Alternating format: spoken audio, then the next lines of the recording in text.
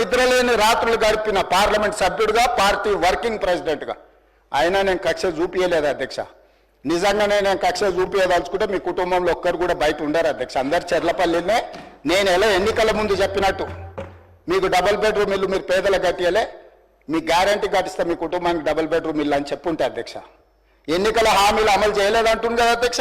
ఎన్నికలప్పుడు ఈ హామీ కూడా ఇచ్చిన, ఆ కుటుంబానికి చెర్లపల్లి జైల్లో డబుల్ బెడ్రూమ్ కట్టిస్తా, కొడుకు కోడలు అల్లుడు బిడ్డ ఉంటే వేరే వేరే ఎందుకుంటారు, అందరినీ కలిసి ఒకటే దగ్గర ఉండేటట్టు కట్టిస్తాను. కానీ ఆ హామీ కూడా నేను అమలు చేయలే, ఎందుకంటే నేను విఘ్నత ప్రదర్శించాలనుకున్నా. ఈ అధికారం ప్రజలు ఇచ్చింది ప్రజల సంక్షేమం కోసం, తెలంగాణ రాష్ట్ర అభివృద్ధి కోసం, పారదర్శకమైన పరిపాలన అందించడం కోసం నాకు అధికారం ఇచ్చిండ్రు.